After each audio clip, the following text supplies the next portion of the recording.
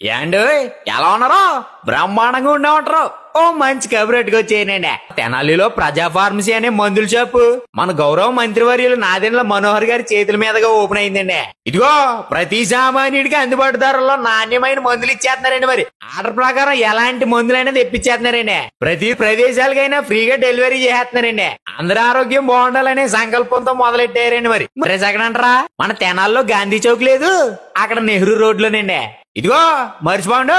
Star శ్రేణి limited లో సభ్యత్వం పొందండి. మీకు చేసుకునే పొదుపుపై అత్యధిక వడ్డీ పొందండి. మీ గోల్డ్ పై అత్యధిక విలువ లోన్ గా పొందండి. ఖాళీ భూమి మరియు ఇళ్ల తనఖాపై రుణాన్ని పొందండి. V cardiac multi speciality hospital, Kothapeta, Tenali. Sri Vasavi Kanyaka Parameswari అమ్మవారి ఆత్మార్పణ దినోత్సవం తెనాలి బోస్ రోడ్లో శ్రీ వాసవి కన్యకా పరమేశ్వరి అమ్మవారి దేవస్థానంలో అత్యంత వైభవంగా జరిగింది. శ్రీ వాసవి కన్యకా పరమేశ్వరి దేవస్థాన సత్రం కమిటీ ఆధ్వర్యంలో శుక్రవారం ప్రభుత్వ అధికార లాంఛనాలతో వాసవి కన్యకా పరమేశ్వరి అమ్మవారికి రాష్ట్ర పౌర సరఫరాల శాఖ మంత్రి నాదెండ్ల మనోహర్ అమ్మవారికి పసుపు కుంకుమ పట్టు వస్త్రాలు సమర్పించారు. శ్రీ వాసవి దేవస్థానంలో అమ్మవారిని దర్శించుకున్న మంత్రి మనోహర్ ప్రత్యేక పూజలు నిర్వహించారు. తొలుత మంత్రి నాదెండ్ల మనోహర్కు పూర్ణకుంభ స్వాగతం పలికారు దేవస్థానం సత్ర కమిటీ అధ్యక్షులు నూకల వేణుగోపాల్. అమ్మవారికి ప్రత్యేక పూజల అనంతరం సుహాసినీలు కలశాలను తలపై ఉంచి ప్రత్యేక ఊరేగింపు నిర్వహించారు. ఈ కార్యక్రమాన్ని మంత్రి మనోహర్ చేతుల మీదుగా ప్రారంభించారు.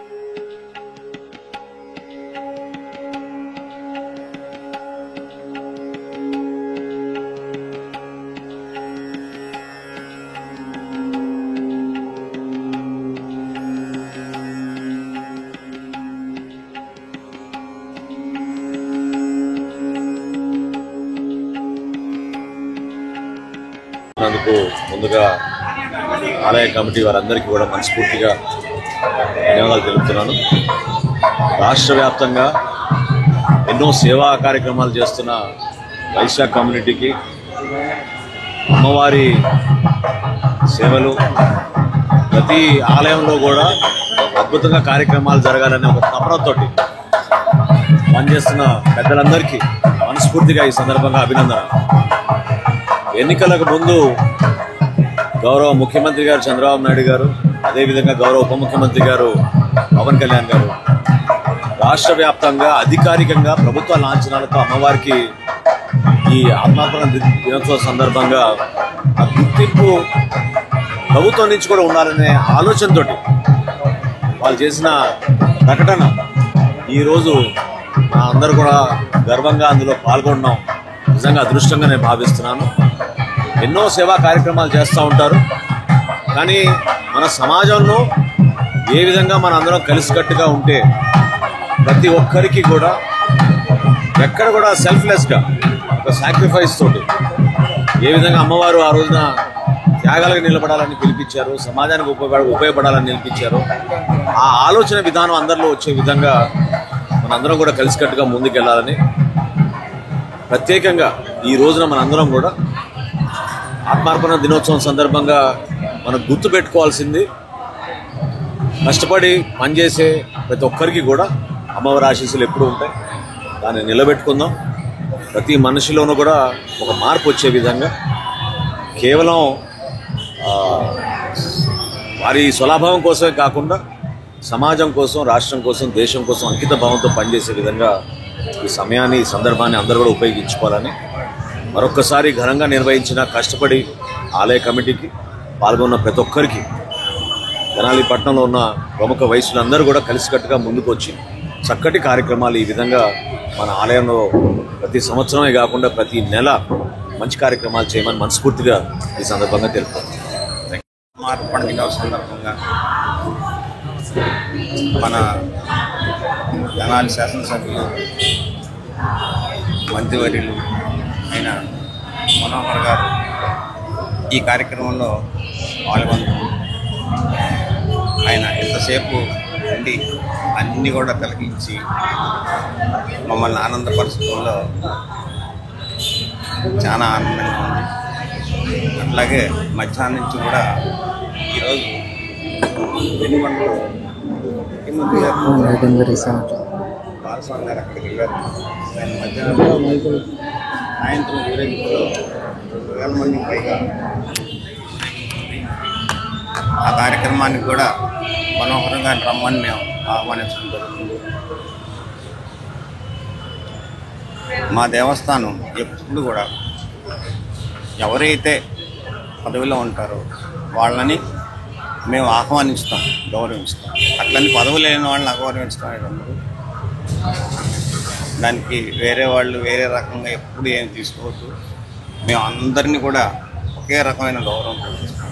ఈరోజు పుట్టకాలు మనోహర్ గారు రావటం, అమ్మవారికి గవర్నమెంట్ తరఫున పట్టు వస్త్రాలు సమర్పించడం, ఇది ఎంతో మా కమ్యూనిటీకి, గవర్నమెంట్కి ఎంతో ఆనందకరమైన విషయం. ఇట్లాంటి కార్యక్రమాలు ప్రభుత్వం వారు ఇంకా అనేకం చేసి మా దేవాలయాల్లో కూడా హుండీ పెట్టుకోవడానికి కూడా సదుపాయాలు, అంతకుముందు హుండీకి లేదు. మనోహర్ గారిని మేము కోరుకునేది ఏంటంటే, అంతకుముందు హుండీ పెడితే గవర్నమెంట్ ఆక్యుపై చేస్తున్నారు. ఇది ఎట్లా చేశారో ఆ కార్యక్రమాన్ని కూడా పర్మిషన్ ఇప్పిస్తే సాయిబాబా గుడిలాగా మా గుడి కూడా బాగా డెవలప్ అవుతుంది. అదొకటి మనోహర్ గారిని కోరుకుంటున్నాం. మనోహర్ గారు ఊళ్ళో ఉన్నప్పుడల్లా మా దేవాలయానికి వస్తే మేము ఆయన సంప్రదించుకుంటాం. మాకు ఆనందంగా ఉంటుంది.